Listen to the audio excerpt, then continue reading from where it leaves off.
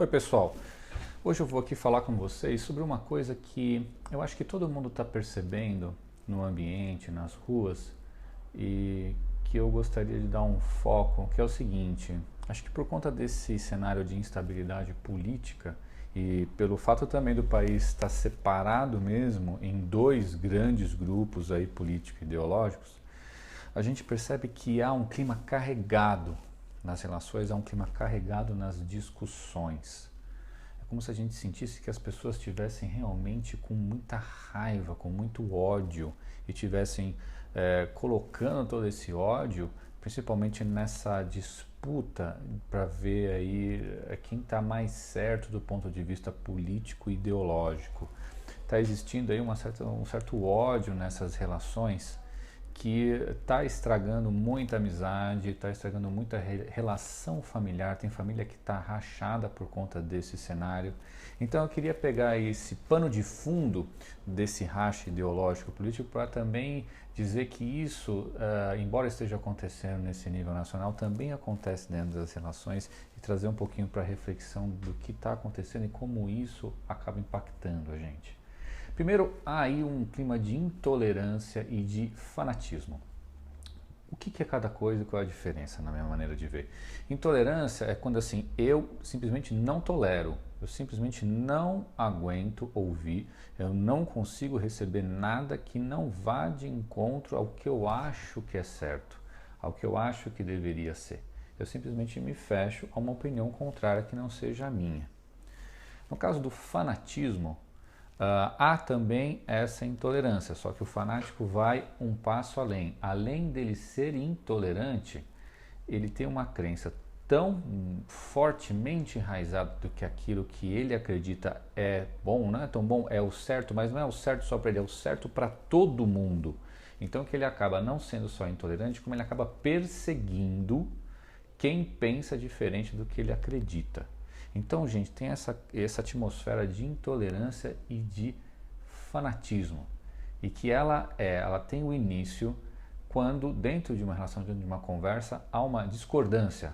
Alguém tem uma opinião contrária à do outro. Há um choque de opiniões. Há essa discordância, então um lado se sente ferido no seu direito de achar o que é certo e o outro lado pode se sentir um pouco superior por ter ganhado aquela discussão, coisa do tipo. Então, acontece que nesse clima de discordância, nesse clima de diversidade de opiniões, que deveria ser uma coisa própria ao ambiente democrático, as pessoas estão se sentindo feridas.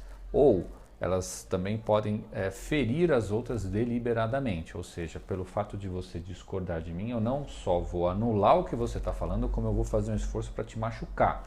Vou dizer uma coisa pesada a respeito de você, com a intenção de que você não volte mais a fazer isso ou que você se convença de que o meu lado é melhor do que o seu. Então isso tudo contribui para que se instaure um clima de ódio irracional, onde ambos os lados se sentem lesados. Um lado é porque não está sendo ouvido numa determinada questão e outro lado porque não está se ouvindo numa determinada questão, e o fato é que ninguém acaba chegando no consenso, ninguém conversa.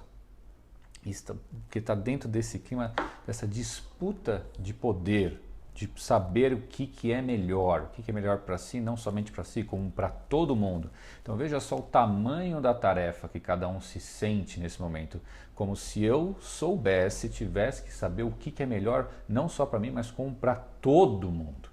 Que de certa forma essa tarefa de um ambiente republicano, um ambiente democrático, só que ele tem que ser construído dentro do diálogo, dentro da interação entre pessoas que pensam de maneira diferente.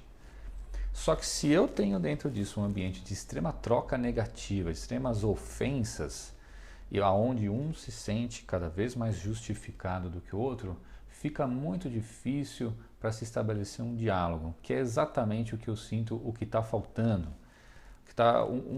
Um dos pontos é realmente esse antagonismo entre duas partes tentando achar aí um consenso, tentando achar uma saída para o problema, mas o problema é que não se consegue chegar à etapa de se discutir o que queremos para o futuro. Fica só um ambiente onde um acusa o outro, fica um acusando o outro sucessivamente e não se fala sobre a solução do problema. Do ponto de vista político, não se fala sobre a solução, sobre a elaboração de um projeto nacional que de fato venha de encontro ao que a gente precisa nesse momento. Aí você pode trocar o governo, a situação política, pela palavra casamento, pela palavra empresa, pela palavra amizade.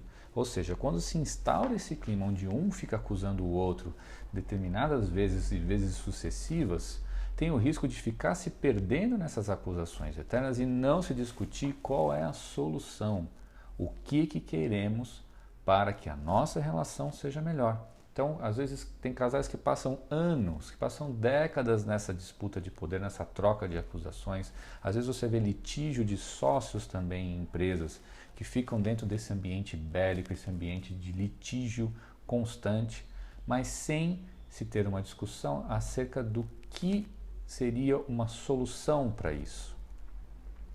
Então, eu acho que isso que é importante. A solução passa pela postura, por você assumir uma postura que é a seguinte, que não é só pelo fato que alguém discorda de mim, que esta pessoa não me respeita, ou que ela quer o meu mal.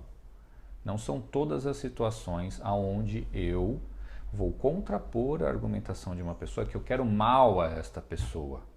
E eu vejo que está tendo muito essa confusão hoje, as pessoas estão se sentindo feridas, né, num nível pessoal, quando o debate deveria ser de ideias, deveria ser de posições, deveria ser de projeto, deveria ser de coisas mais concretas. Então as pessoas estão se ofendendo num nível pessoal. Então por isso que é importante entender, isso também acaba se refletindo em relações afetivas, em relações conjugais. Existem algumas pessoas que acreditam que se o outro não concorda comigo é porque ele não gosta de mim, porque ele quer o meu mal. Eu não vou ser inocente ao ponto de dizer que não existam situações onde por trás de uma discordância há sim uma intenção de ferir, uma intenção de prejudicar, mas não são todos os casos, principalmente num contexto afetivo, em que às vezes a discordância pode servir para se levar a relação a um outro nível de entendimento. E o risco é ficar preso nessa troca de acusações, nessa troca de farpas, onde um machuca o outro e ficar nisso indefinidamente. Então precisa se trazer o debate para qual é a solução. Nós queremos ficar assim para sempre? Será que é isso que a gente quer para nós? Será que a gente tem esse tempo da vida para ficar perdendo nessa disputa de poder? Essa é a discussão importante. Então, já que a gente não quer isso, ou se chega à conclusão que não quer isso, vem a outra ainda mais importante, que é para onde vamos? O que queremos? Tá? Então, ou seja, discordar não é necessariamente desrespeitar, mas é também uma oportunidade que a gente tem de chegar a um outro nível de entendimento. E com isso pode até fortalecer a relação. Ok? Espero que você tenha gostado do vídeo. Então, se você acha que isso tem a ver, ou que isso poderia beneficiar algum conhecido seu, algum amigo, parente, repasse esse vídeo, repasse esse link. E se você gostou, comente. Se você não gostou também, comenta também. O importante é a gente se engajar nessa discussão para realmente achar essa saída de qual é a solução e com que eu estou disposto a me comprometer com essa solução. Então eu, como psicólogo, me comprometo a gravar esse vídeo e repassar para incitar um movimento para a gente discutir a respeito da solução. Ok, chegamos a essa situação, mas o que vamos fazer agora? O que é melhor para mim? O que é melhor para você? A gente elevar um pouco o nível dessa discussão. Ok? Conto com a sua ajuda. Um grande abraço.